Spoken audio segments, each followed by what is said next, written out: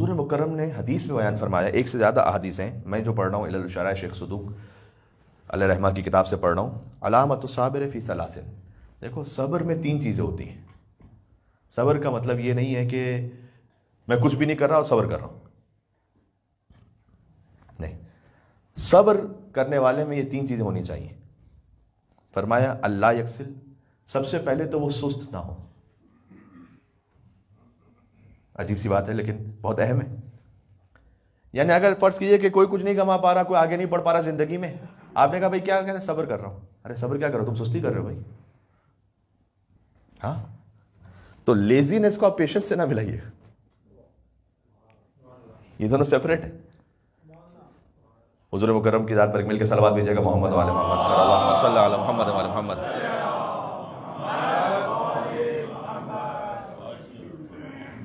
کچھ لوگ اپنی سستی کو صبر کا نام دیتے ہیں۔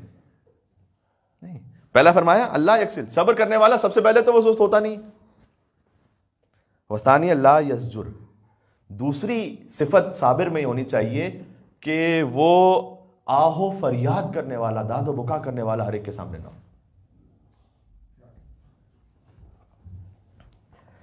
امام اسلام نے حتیٰ یہ بھی فرمایا ہے کہ اپنی حاجت کو بھی ہر ایک کے سامنے بولنا نہ شروع کر دو۔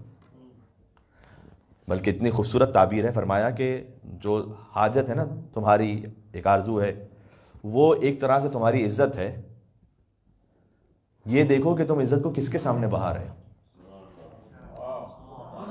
سبحان اللہ، کسی اچھے مومن سے کہہ رہے ہو، کسی ہمدرد سے کہہ رہے ہو، یا ہر ایک سے بس کہتے پھر رہے ہو؟ اللہ تعالیٰ کو پسند نہیں۔ دوسرا اللہ یشکو من ربہ تعالیٰ،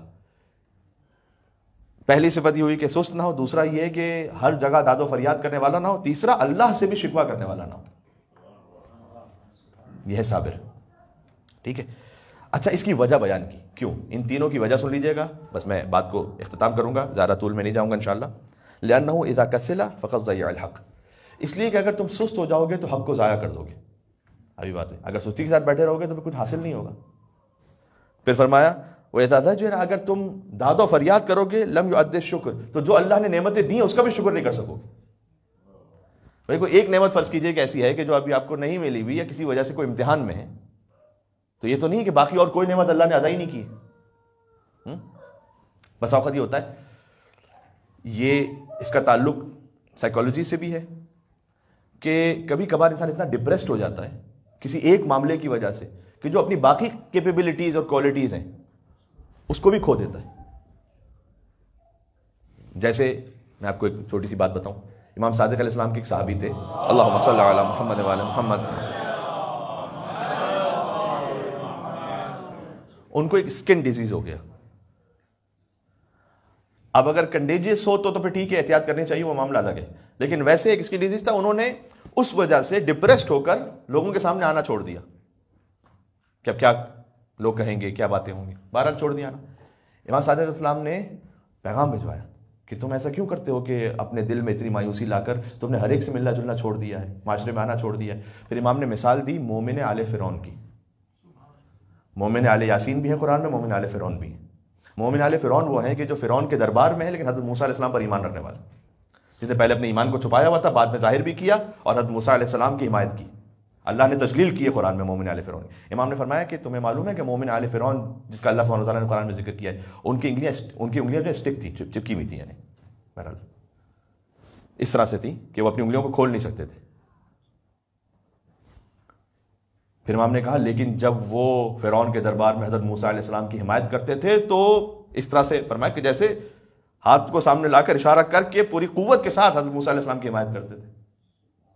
تو انہوں نے اس بات کو اپنے اوپر حاوی نہیں کیا کہ میری انگلیاں فرض کیجئے کھل نہیں سکتی ہیں تو میں اپنا ہاتھ چھپا کے رکھوں، کسی کے سامنے نہ جاؤں۔ ایک اللہ سبحانہ وتعالیٰ کی مشیت ہے، تو آپ اس میں ڈپریس نہ ہو جائیں۔ باقی بہت کچھ ہے جو اللہ نے آپ کو عطا کیا ہوا، اور اس پر بھی صبر کا مزید انعام عطا کرے گا اللہ سبحانہ وتعالیٰ۔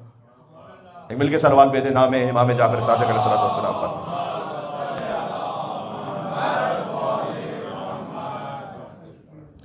اگر کسی ایک وجہ سے ڈپریشن میں چلے جائیں گے تو باقی نعمتوں کا بھی شکر نہیں ہو سکے گا۔ تو صبر کرنے والے کے لیے امام نے فرمایا ایک تو وہ سست نہیں ہوتا، دوسرا بیجا داد و فریاد نہیں کرتا، اور تیسرا اللہ کی بارگاہ میں شکوے شکایتیں نہیں کرتا۔ کیونکہ پھر فرمایا کہ وہ شکوہ کرنا عصیان ہے، گناہ ہے۔